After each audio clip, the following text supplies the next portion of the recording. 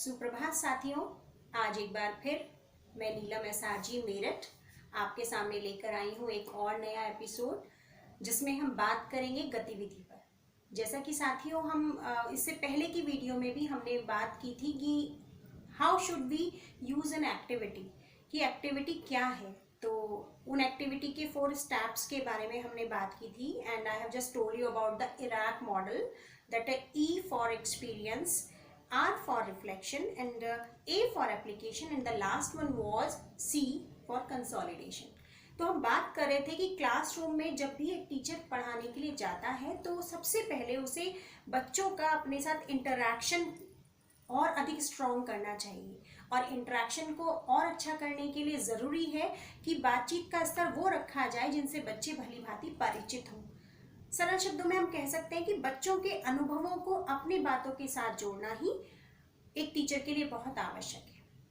उसके बाद अगले चरण में रिफ्लेक्शन के बारे में परिचर्चा करते हुए आपको ये बताया था कि रिफ्लेक्शन अर्थात चिंतन वह अवस्था है जब एक बच्चा मानसिक रूप से सक्रिय हो जाता है और वो अपने अनुभव का प्रयोग अपने थिंकिंग पावर को डेवलप करने के लिए, अपने सोचने की क्षमता को और विकसित करने के लिए करता है, और अपने अनुभव और उसकी जो विचारशीलता है, जब इन दोनों का संयोजन हो जाता है तो उस स्थिति को वह हम रिफ्लेक्शन या चिंतन की अवस्था कहते हैं, जब बच्चा किसी कंटेंट को समझने का हमें कुछ ना कुछ सकारात्मक या नकारात्मक हमें अपने बॉडी लैंग्वेज के माध्यम से ये आभास कराता है। तो यह अवस्था चिंतन की अवस्था थी। उसके बाद हमने ए फॉर एप्लीकेशन यानी अनुप्रयोग पर बात की थी कि जब बच्चा अपने एक्सपीरियंस को अपनी विचारशीलता के साथ मिला रहा है और उसके बाद वो उस प्राप्त ज्ञान का प्रयोग कर पा रहा है, वो सक्षम पा रहा है अपने आप को, तो यह अनुप्रयोग की स्थिति होती है।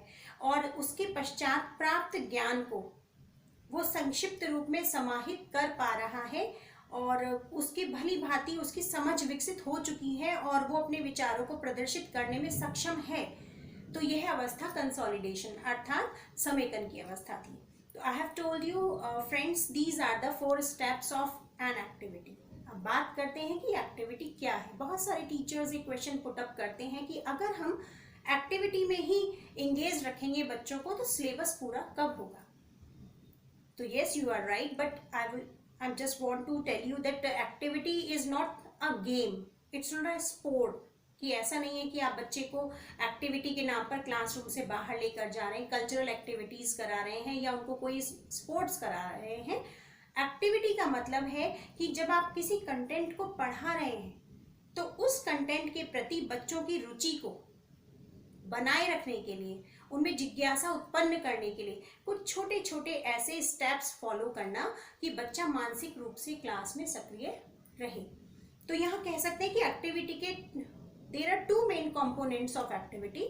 कि हम कह सकते हैं कि first of all we must try to create the curiosity among the student, कि उनमें जानने की इच्छा, जिज्ञासा हमें जागृत करनी होगी। साथ ही साथ जिज्ञासा के साथ साथ हमें उन्हें कुछ ना कुछ चुनौतियां भी देनी होगी। कि आप सब जानते हैं कि बच्चों का क्या, बड़ों का ही स्वभाव होता है कि वो कुछ ऐसी चुनौती दिए जाने पर उसको पूरा करने के लिए अधिक लालायित रहते हैं, they are much eager for that. तो एक्टिविटी ऐसी हो कि जो बच्चे के अंदर क्यूरोसिटी को डेवलप करे, साथ ही साथ उसके लिए कुछ टास्क हो, कुछ चैलेंज हो जिसको वो ओवरकम करना चाहे। तो जब क्यूरोसिटी, इंटरेस्ट और साथ ही साथ हम कह सकते हैं कि टू फेस द चैलेंजेस, जब ये तीनों चीजें एक साथ मिल जाती हैं तब ही कोई बच्चा मेंटली एक्टिव रहता है। और वो मेंटली एक्टिव रहना ही, this mental activeness create the creativity among the students, this lead to that goal. कि बच्चों को यही जो उनकी मेंटल एक्टिवनेस है, मानसिक सक्रियता है, वही सृजनशीलता तक लेकर जाती है। और जब बच्चा सृजनात्मकता के मार्ग पर आगे बढ़ने लगता है तो उसके ज्ञान प्राप्ति के विभिन्न आयाम खुल जाते हैं। तो संक्षेप में कह सकते हैं कि we must try to create such atmosphere, in that atmosphere a child has the curiosity to know something much more, new things, and besides he is very eager to face all type of obstacles, challenges that are about to come in the path of learning. तो ये चीजें हमें बहुत ध्यान रखने वाली हैं, और हम ये भी कह सकते हैं कि एक एक्टिविटी को क्लासरूम में अगर हमें बच्चों तक पहुंचाना है तो उसके लिए हमारे पास एक स्पष्ट उद्देश्य भी होना चाहिए. Let's have an example. अगर हम क्लास में EVS पढ़ा रहे हैं, हमारा परिवेश पढ़ा रहे हैं, और हम बच्चों को उनके आसपास के वातावरण से संबंधित चीज़ों के बारे में परिचय दे रहे हैं, और हमें लग रहा है कि हमारा कंटेंट बच्चों तक पहुंच नहीं पा रहा है जितना हम चाह रहे हैं, हमें रिफ्लेक्शन नहीं मिल रहा है. बच्चे अपने फेशियल एक्सप्रेशन के थ्रू, अपनी लैंग्वेज के थ्रू, अपनी बॉडी जेस्चर के थ्रू, अपने बिहेवियर के थ्रू ये नहीं दिखा पा रहे हैं कि वो समझ रहे हैं. देन एक टीचर को फील हो जाना चाहिए कि I should accept some new techniques to impart the main content to the children. और ऐसी सिचुएशन में EVS के लिए अगर हम ये कह दें बच्चों से कि बच्चों आप अपने आसपास क्या देख रहे हैं, तो ऑब्वियसली बच्चे एकदम से कंटेंट से माइंड हटाकर और अपने आसपास ऑब्जर्व करना शुरू कर देंगे. सिर्फ ऑब्जर्व करना ही काफी नहीं. उसके बाद if we should just try to ask a few questions about that, suppose कि what are the things, how many squares are there, and how many living and non-living things you are looking here, and besides so many types of questions can be asked to the students. तो अगर बच्चे response कर पा रहे हैं और उनका mind एकदम से कंटेंट से हटकर ऑब्जर्वेशन की तरफ चला गया, it means they are mentally active right now. This is also an activity.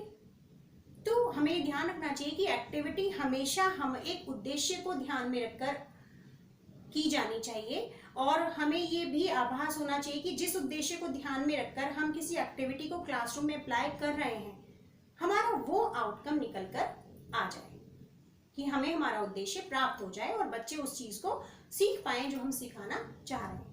अब बात करते हैं how many activities are there, how many types of activities are there. So we can categorize the types of activity into 4 categories. The very first is oral activity. I have just given the example right now about it. Second is written activity. Third is TLM based activity, and fourth is ICT based activity. तो oral activity का example तो अभी हमने लिया. written activity के तौर पर हम बच्चों से कह सकते हैं कि you have to just collect the different types of leaves and paste these leaves into your notebooks and write their names also, and beside the name you have to just mention the color and shape of these leaves. So this is an example of written activity. And if we just try that TLM based activity, the teacher can use any type of TLM. He can use the plant in the school and in referencing the EVS. Okay, and in different subjects we can use so many things around us, and a teacher always keep herself or himself busy in preparing the TLM, different type of TLM, and a new technique is also going to be approached right now. This is ICT based, and we the teachers are also giving a very well example of using such type of ICT based activities like video, like different referential aspects, and the datas also, and the live example we are just giving about the song and stories and classification of different things. These are the examples of ICT based activities. So friends, I think you all have a very factual things about activity today, and I would like to reference one line before you, that virtues are like the flowers. Virtues are like the flowers, more fragrant when they are caused or crushed. It means हम कह सकते हैं कि गुण उन पुष्पों की भांति हैं कि जिस प्रकार से पुष्प को जितना ज्यादा पीसा जाए या जितना ज्यादा उसको प्राकृतिक वातावरण में छोड़ा जाए, वो उतनी ही ज्यादा अपनी सुगंध छोड़ता है. उसी प्रकार से अगर एक बच्चे को एक स्वतंत्र वातावरण दिया जाए और साथ ही साथ उसे विभिन्न चुनौतियां दी जाएं, विभिन्न बाधाएं दी जाए, तो वो भी अपने गुणों को और मुखरित करके अपने गुणों की सुगंध पूरे विश्व में फैला सकता है. So thank you my friends, आज के लिए इतना ही। आई होप कि एक्टिविटी क्या है, बच्चों को मेंटली एक्टिव रखना किसी निश्चित उद्देश्य को प्राप्त करने के लिए। और एक्टिविटी क्यों? एक्टिविटी इसलिए कि जिससे बच्चे मानसिक रूप से सक्रिय रहकर सृजनात्मकता की ओर, क्रिएटिविटी की ओर बढ़ें, ये उसका वास्तविक उद्देश्य होता है। और हम सबको कोशिश करनी चाहिए कि बच्चों को हम एक्टिविटी के थ्रू जो उसके मेन कंपोनेंट्स हैं, the curiosity, the challenge and interest, हम इन 3 चीज़ों को ध्यान में रखते हुए किसी भी एक्टिविटी का सृजन करें, निर्माण करें और अपने टीचिंग में उसको प्रयोग करें। Thank you friends.